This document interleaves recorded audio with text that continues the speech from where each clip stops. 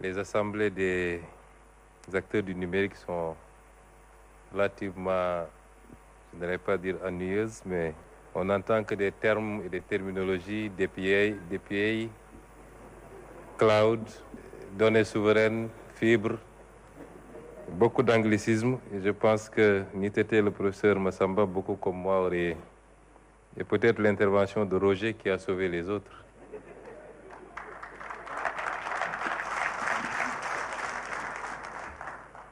Salut, j'espère que vous allez super bien. Moi, je vais très bien également. Et je vous ai toujours promis que nous allons, sur cette plateforme, sur cette scène, nous allons parler toujours des bonnes choses au quotidien, surtout ce qui est lié au développement personnel, à l'entrepreneuriat, au marketing digital et à la motivation. Et je vais vous présenter quelque chose encore d'incroyable aujourd'hui. Ça vient de se passer en Afrique, surtout en Afrique, dans la région ouest. C'est le Sénégal qui vient d'atteindre un niveau incroyable en matière de digitalisation. Vraiment, c'est le premier pays d'abord en Afrique de l'Ouest et ils ont lancé un projet qu'on appelle New Deal, un projet digital qui va couvrir toute la nation sénégalaise et mais surtout celle de la diaspora. Et ce qui me plaît beaucoup d'ailleurs, c'est du fait d'entendre le nom de la diaspora. Et en tout cas, ils feront tous leurs documents en ligne. Et c'est ça, quand on parle de la diaspora, c'est ça le gros des problèmes. C'est ça qui fatigue les Africains qui vivent dans la diaspora. Et si le Sénégal arrive à le faire d'ailleurs, c'est que d'autres pays aussi peuvent prendre cette initiative pour, pour emboîter les pas du Sénégal. Vraiment, nous allons écouter le discours du Premier ministre parler sur le lancement de ce projet.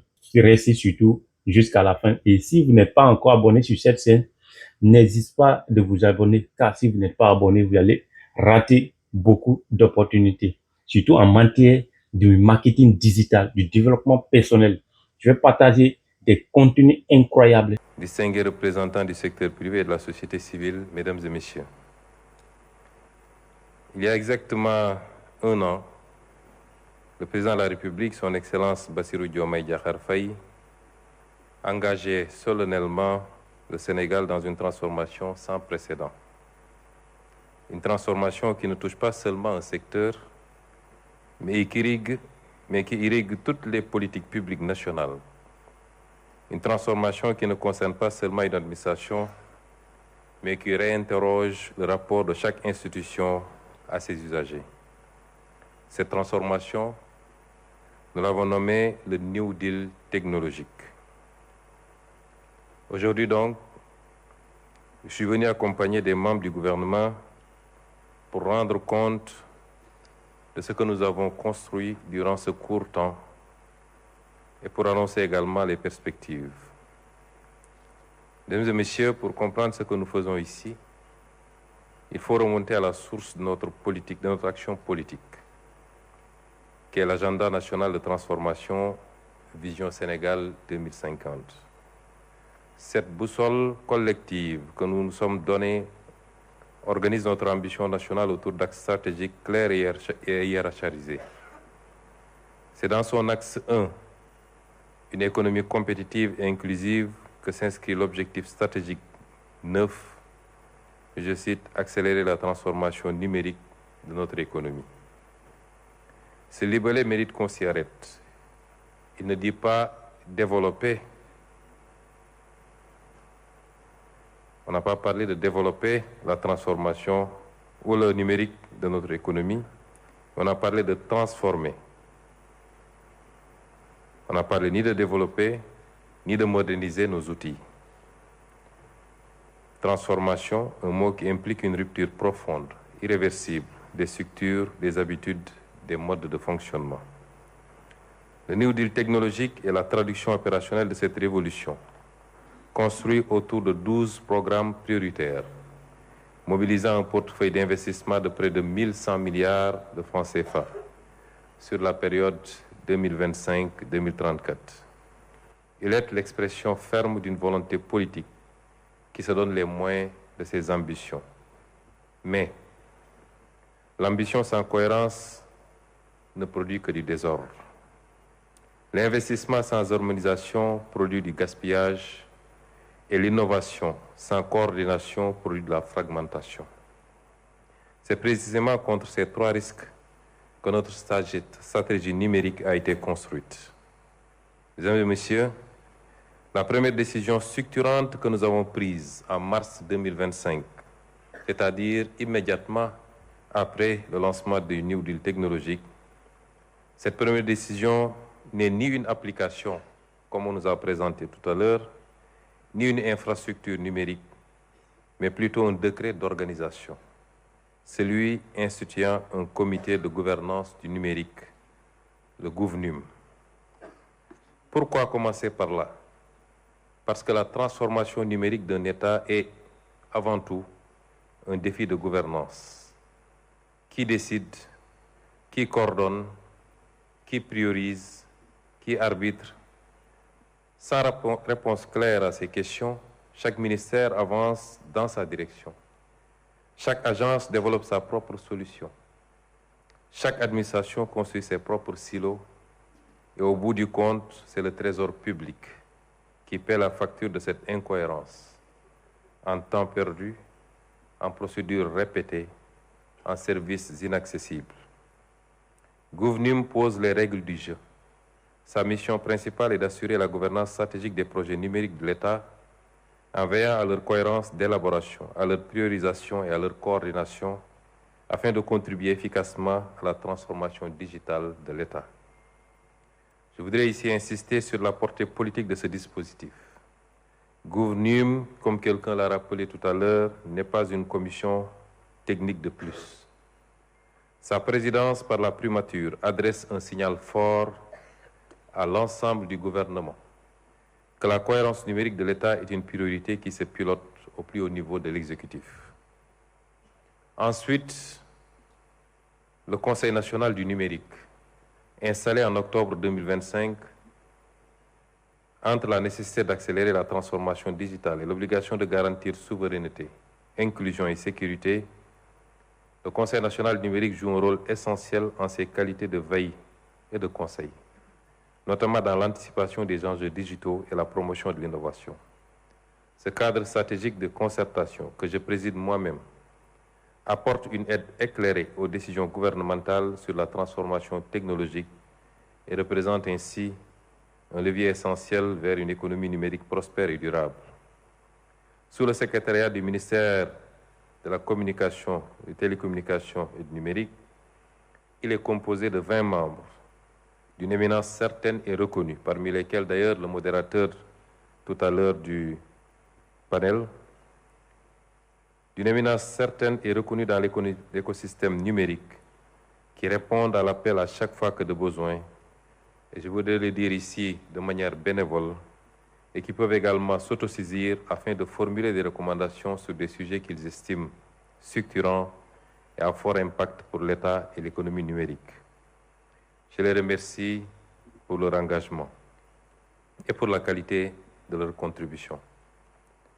Mesdames et Messieurs les membres du gouvernement, le succès de la transformation numérique de l'État ne saurait se réduire à une simple exigence politique. Elle doit s'accommoder d'une volonté générale à agir de concert selon une stratégie globale bien définie que toutes les parties prenantes s'engagent à respecter. Il s'agit d'éviter des initiatives parallèles menées en silo et des fragmentations qui nous coûtent cher. L'interopérabilité, comme vous le verrez plus tard, comme vous l'avez vu tout à l'heure lors des présentations, est une rigoureuse nécessité. Tout à l'heure, j'ai taquiné M. le ministre des Télécommunications en lui disant qu'en me refusant de présenter au milieu comme tout le monde, on fait une entorse à l'interopérabilité parce que ceux qui sont de haut ne peuvent pas me voir de face. Des systèmes qui ne communiquent pas engendrent des coûts opérationnels évitables, obligent les agents à des ressaisies permanentes et met le citoyen face à une multitude de portails, d'identifiants, de mots de passe et de procédures non articulées. Ce dernier point nous permet de faire la transition vers le guichet unique du citoyen, qui est la pièce maîtresse du lancement de ce jour, plus important de ce qui a été présenté à mon avis. Il se veut une interface unique, simple, accessible, où chaque Sénégalais, qu'ils vivent à Dakar, à Tambacounda ou à Sédhiou, pourraient accéder au service de l'administration, soumettre ces demandes, suivre leur traitement et recevoir ces documents sans se déplacer et sans intermédiaire inutile. Pour nous qui avons été fonctionnaires, nous nous rappelons des longues files devant les services des impôts et domaines et des intermédiaires qu'il fallait quelquefois uniquement pour avoir un timbre fiscal. Aujourd'hui, un citoyen sénégalais qui a besoin d'un casier judiciaire doit chercher la juridiction compétente et se poser la question des documents à apporter. Combien de fois se déplacer et combien de jours attendre. Demain, il devra juste utiliser son téléphone portable. La plateforme e-consulat s'inscrit dans la même dynamique. Unique, sécurisée, multilingue, elle permettra à nos compatriotes de la diaspora de réaliser l'ensemble de leurs démarches consulaires en ligne et ainsi se passer des longs rendez-vous souvent incertains et coûteux. Mesdames et messieurs, l'État numérique repose sur une infrastructure physique robuste, souveraine et à la hauteur de nos ambitions. Le déploiement des infrastructures cloud dans nos data centers de Diamniadio et d'Orana représente un saut qualitatif majeur. Je crois que M. le Premier ministre va procéder à la réception d'ailleurs de cette infrastructure cet après-midi. Hébergement aux normes, sécurité renforcée, haute disponibilité pour les services critiques, conformité aux standards internationaux, nos données les plus sensibles seront hébergées sur le territoire national, dans des conditions et modalités dont nous assurons le contrôle. Cet aspect est extrêmement déterminant parce que un développement numérique sans souveraineté ne sert absolument à rien et expose le pays. Le renforcement de la bande passante nationale qui passe de 600 mégabits à 200 gigabits et l'extension de l'intranet gouvernemental à un nombre croissant de bâtiments publics permettront enfin aux agents de l'État de travailler dans des conditions optimales. La sécurité et la cybersécurité, allant de pair avec la digitalisation, sont évidemment au cœur de nos préoccupations actuelles. Dans un monde où les cybermenaces et cyberattaques dont nous avons fait l'objet récemment pour certains de nos services, constituent une réalité quotidienne, il est impératif de disposer, en sus d'une stratégie cyber bien ficelée, d'outils de défense robustes et répondant aux standards internationaux. Dans un autre registre, aucune révolution numérique ne peut être tenue pour aboutir si elle laisse une partie des citoyens en marge. Par conséquent, nous lançons le projet de connectivité universelle pour les zones blanches, avec l'ambition de connecter gratuitement à Internet plus d'1 million de nos citoyens, 1 million de nos compatriotes qui veulent accéder à la sphère numérique. Ce chiffre doit résonner dans tous les esprits. Il nous rappelle que nos investissements ne sont pas faits uniquement en faveur des capitales et des centres urbains, mais une large place de la nouvelle stratégie numérique est accordée à nos populations vivant dans les zones les plus enclavées. C'est une question de souveraineté également, de présence de l'État. Jusqu'au moment où je parle, dans certaines zones particulièrement transfrontalières, il est plus facile de capter les réseaux de pays voisins que les réseaux nationaux. Nous avons également lancé le Startup Act et sa plateforme de labellisation qui ont fait l'objet tout à l'heure de présentation.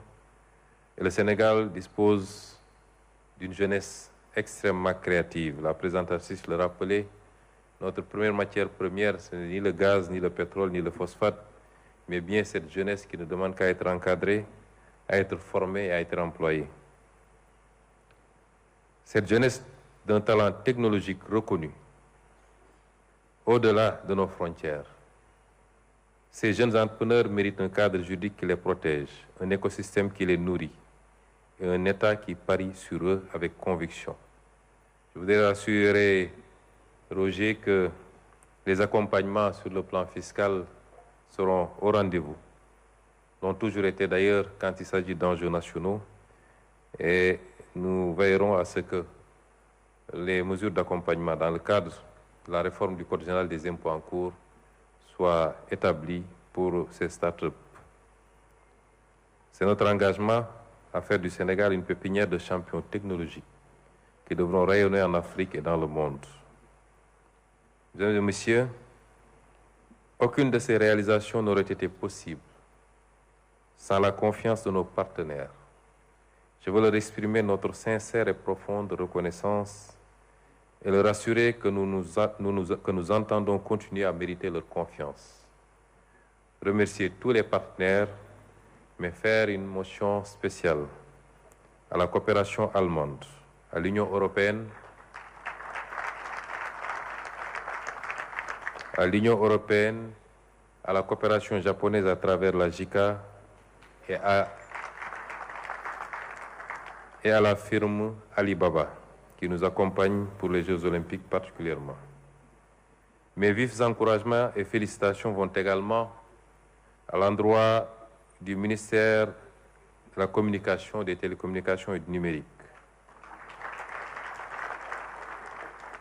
Le ministre Alioune Sall et l'ensemble de ses collaborateurs pour leur sens de l'initiative, leur capacité à innover et leur détermination sans faille, chevillés aux objectifs du New Deal technologique dont ils sont les maîtres d'œuvre émérites. Monsieur le ministre, vous avez tous nos encouragements. C'est vrai que je suis obligé de vous serrer de temps en temps et de vous arracher quelques plumes pour que vous ne voliez pas trop vite. Mais ce que vous avez pu faire avec vos équipes en 1 an, le numérique n'a pas commencé au Sénégal avec vous. Mais si ce rythme avait été tenu depuis très longtemps, je crois que le Sénégal aurait été cité parmi les pays les plus performants en matière de numérique. Je voudrais enfin conclure en revenant sur ce qui donne sens à tout ce que nous faisons. Derrière chaque plateforme, derrière chaque infrastructure, chaque procédure simplifiée, il y a un visage que peut-être nous ne voyons pas. Celui du jeune diplômé de Malem Hodar qui cherche du travail et qui peut enfin accéder au service de l'ANPEJ depuis son téléphone. Celui de la femme de Podor qui bénéficie de la protection sociale parce que nos systèmes sont désormais capables d'identifier sans qu'elle ait à prouver ce que l'État sait déjà. Celui de l'entrepreneur de Saint-Louis dont le start-up labellisé accède à des marchés qui lui étaient fermés. Celui du Sénégalais de Lyon ou de Washington qui renouvelle ses documents consulaires sans poser un jour de congé. C'est pour ces citoyens que nous réformons.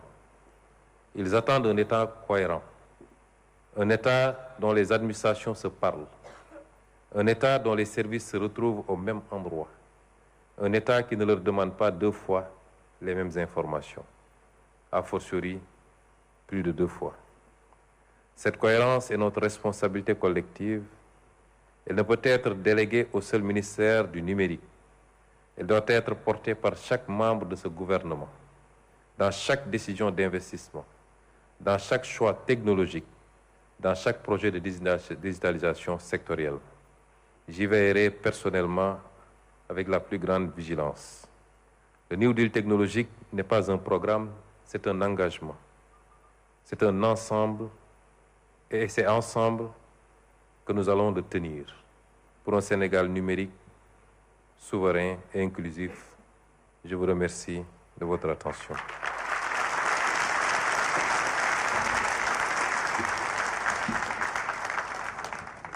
C'est hyper incroyable. C'est vraiment hyper incroyable, les gars. Le projet, c'est à une très grande envergure et ça va s'étendre jusqu'aux années 2034, 2050. La question que je me pose, est-ce que le Sénégal pourrait aussi aider d'autres pays à le faire, à emboîter les mêmes pas que lui? Parce que des choses comme ça, c'est ce que nous voulons en Afrique. C'est ce que nous voulons en Afrique. Nous voulons, il y a des jeunes hyper talentueux. Il y a des jeunes qui sont mûris de connaissances. Mais il y a des choses qui les bloquent. Et si on arrivait vraiment à faire des projets comme ça, pour pouvoir ouvrir la porte devant ces jeunes pour se lancer en entrepreneuriat. Le problème aujourd'hui, nous sommes dans un monde numérique. Tout est digitalisé. Mais si dans ton pays, il arrive qu'il y a des défaillances en matière d'Internet, en matière de numérisation. Comment pourrais-tu l'atteindre ton objectif?